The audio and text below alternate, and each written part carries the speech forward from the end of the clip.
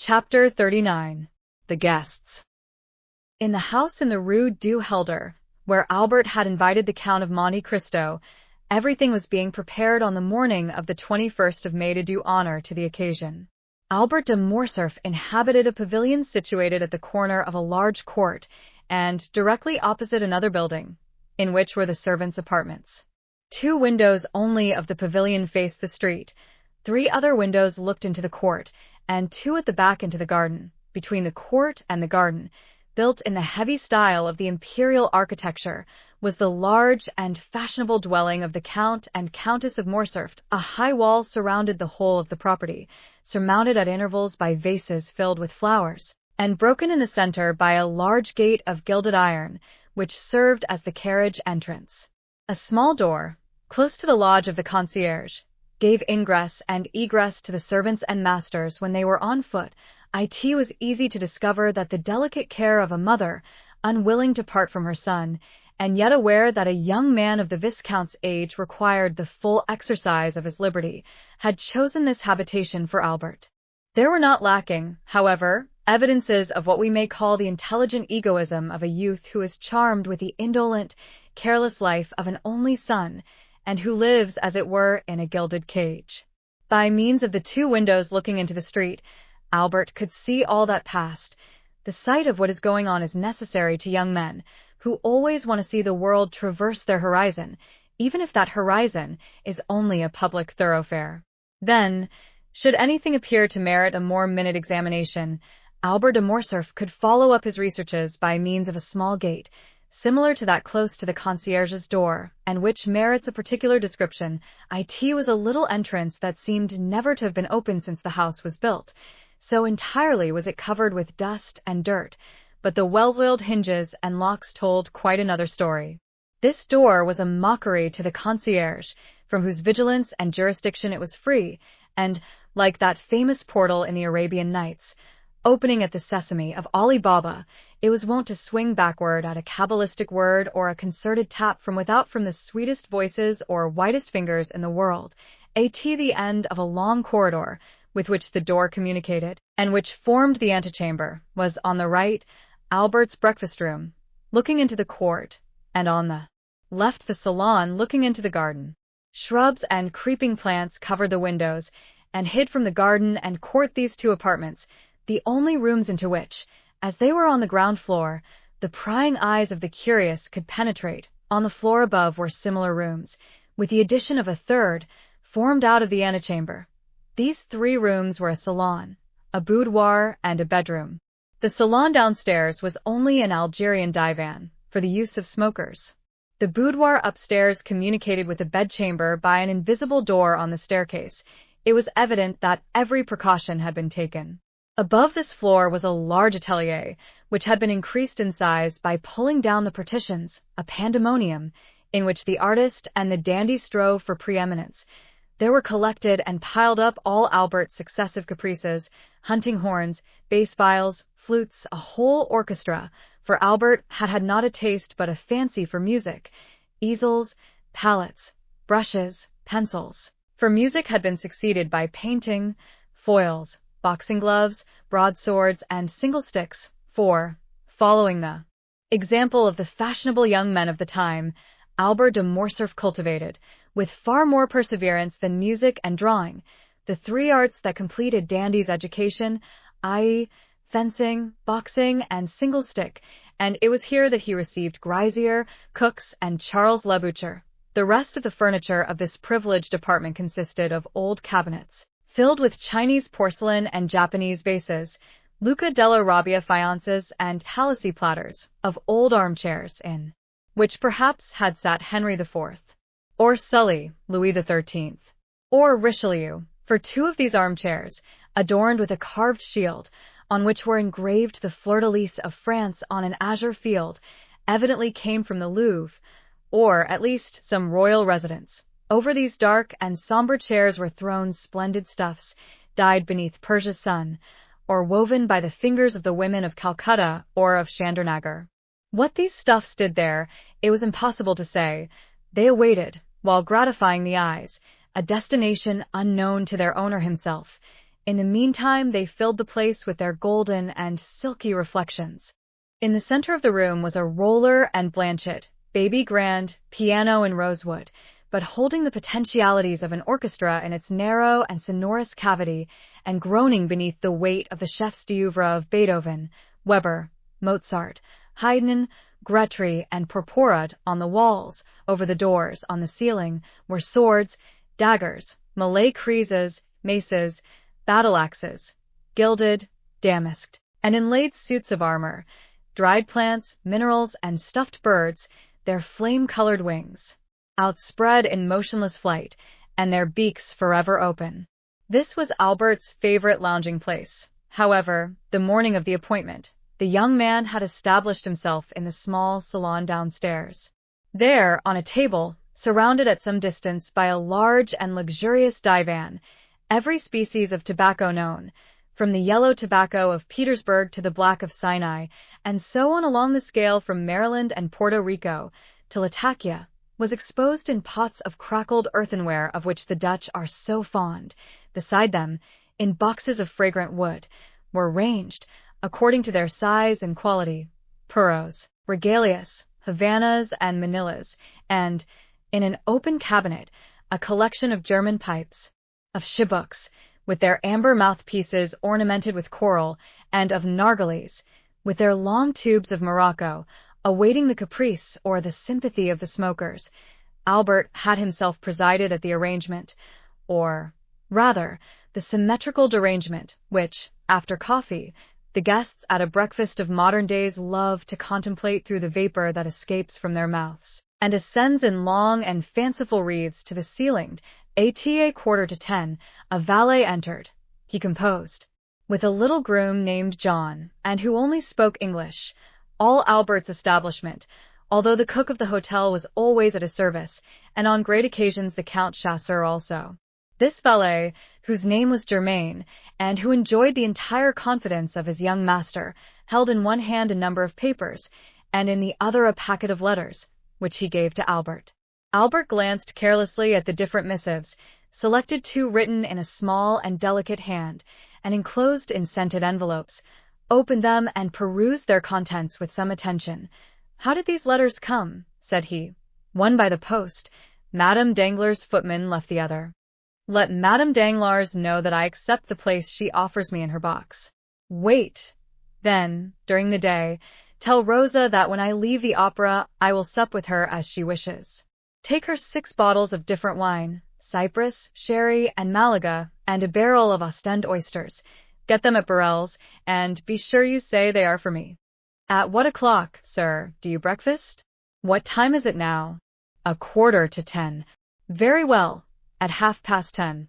Debray will, perhaps, be obliged to go to the minister, and besides, Albert looked at his tablets. It is the hour I told the Count, May 21st, at 10:30, and though I do not much rely upon his promise, I wish to be punctual. Is the Countess up yet? If you wish, I will inquire. Yes, ask her for one of her liqueur cellarettes, mine is incomplete, and tell her I shall have the honor of seeing her about 3 o'clock, and that I request permission to introduce someone to her." The valet left the room. Albert threw himself on the divan, tore off the cover of 2 or 3 of the papers, looked at the theater announcements, made a face seeing they gave an opera and not a ballet, hunted vainly amongst the advertisements for a new tooth powder of which he had heard, and threw down, one after the other, the 3 leading papers of Paris, muttering, "These papers become more and more stupid every day." A moment after, a carriage stopped before the door, and the servant announced Lucien Debray, a tall young man, with light hair, clear gray eyes, and thin and compressed lips, dressed in a blue coat with beautifully carved gold buttons, a white neckcloth, and a tortoiseshell eyeglass suspended by a silken thread, and which, by an effort of the superciliary and zygomatic muscles, he fixed in his eye, entered, with a half-official air, without smiling or speaking. "Good morning, Lucien, good morning," said Albert. "Your punctuality really alarms me. What do I say? Punctuality. You, whom I expected last, you arrive at 5 minutes to 10, when the time fixed was 10:30. Has the ministry resigned? No, my dear fellow. returned the young man, seating himself on the divan. Reassure yourself. We are tottering always, but we never fall, and I begin to believe that we shall pass into a state of immobility, and then the affairs of the peninsula will completely consolidate us. True. You drive Don Carlos out of Spain. No, no, my dear fellow. Do not confound our plans. We take him to the other side of the French frontier and offer him hospitality at Bourges. At Bourges? Yes, he has not much to complain of. Bourges is the capital of Charles VII. Do you not know that all Paris knew it yesterday, and the day before it had already transpired on the Bourse and Danglars, I do not know by what means that man contrives to obtain intelligence as soon as we do, made 1 million. And you another order, for I see you have a blue ribbon at your buttonhole. Yes, they sent me the order of Charles III, returned Debray carelessly. Come, do not affect indifference, but confess you were pleased to have it. Oh, it is very well as a finish to the toilet. It looks very neat on a black coat buttoned up, and makes you resemble the Prince of Wales or the Duke of Reichstadt. It is for that reason you see me so early, because you have the order of Charles III, and you wish to announce the good news to me? No, because I passed the night writing letters, 25 dispatches. I returned home at daybreak and strove to sleep, but my head ached, and I got up to have a ride for an hour. At the Bois de Boulogne, ennui and hunger attacked me at once, two enemies who rarely accompany each other, and who are yet leagued against me, a sort of Carlo-Republican alliance. I then recollected you gave a breakfast this morning, and here I am. I am hungry. Feed me. I am bored. Amuse me. It is my duty as your host, returned Albert, ringing the bell, while Lucien turned over, with his gold-mounted cane, the papers that lay on the table. Germain, a glass of sherry and a biscuit. In the meantime, my dear Lucien, here are cigars. Contraband, of course, try them, and persuade the minister to sell us such instead of poisoning us with cabbage leaves. Peste! I will do nothing of the kind. The moment they come from government you would find them execrable. Besides, that does not concern the home, but the financial department. Address yourself to M. Human, section of the Indirect Contributions, Corridor A, number 26. On my word, said Albert, you astonish me by the extent of your knowledge. Take a cigar. Really, my dear Albert, replied Lucien, lighting a manila at a rose-colored taper that burnt in a beautifully enameled stand. How happy you are to have nothing to do. You do not know your own good fortune. And what would you do, my dear diplomatist, replied Morcerf, with a slight degree of irony in his voice, if you did nothing? What? Private secretary to a minister, plunged at once into European cabals and Parisian intrigues, having kings and, better still, queens to protect, parties to unite, elections to direct, making more use of your cabinet with your pen and your telegraph than Napoleon did of his battlefields with his sword and his victories, possessing 25,000 francs a year, besides your place, a horse, for which Châteaurenaud offered you 400 louis, and which you would not part with. A tailor who never disappoints you. With the opera, the jockey club, and other diversions, can you not amuse yourself? Well, I will amuse you. How? By introducing to you a new acquaintance. A man or a woman? A man. I know so many men already, but you do not know this man. Where does he come from? The end of the world. Farther still, perhaps. The deuce. I hope he does not bring our breakfast with him. Oh, no. Our breakfast comes from my father's kitchen. Are you hungry? Humiliating as such a confession is, I am. But I dined at M. de Villefort's, and lawyers always give you very bad dinners. You would think they felt some remorse. Did you ever remark that? Depreciate other persons' dinners. You ministers give such splendid ones. Yes, but we do not invite people of fashion. If we were not forced to entertain a parcel of country boobies because they think and vote with us, we should never dream of dining at home, I assure you. Well, take another glass of sherry and another biscuit. Willingly. Your Spanish wine is excellent. You see we were quite right to pacify that country. Yes, but Don Carlos? Well, Don Carlos will drink Bordeaux, and in 10 years we will marry his son to the little queen. You will then obtain the golden fleece, if you are still in the ministry. I think, Albert, you have adopted the system of feeding me on smoke this morning. Well, you must allow it is the best thing for the stomach, but I hear Beauchamp in the next room. You can dispute together, and that will pass away the time. About what? About the papers.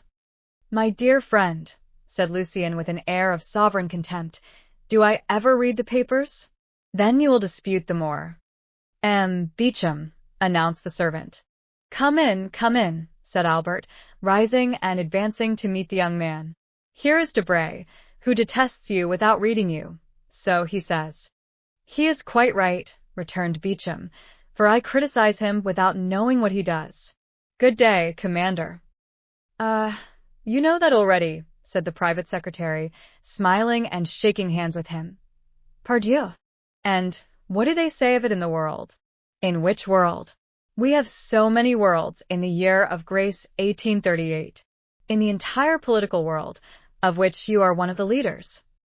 They say that it is quite fair, and that sowing so much red, you ought to reap a little blue. Come, that is not bad, said Lucien. Why do you not join our party, my dear Beauchamp? With your talents you would make your fortune in 3 or 4 years. I only await one thing before following your advice, that is, a minister who will hold office for 6 months. My dear Albert, one word, for I must give poor Lucien a respite. Do we breakfast or dine? I must go to the chamber, for our life is not an idle one. You only breakfast. I await 2 persons, and the instant they arrive we shall sit down to table.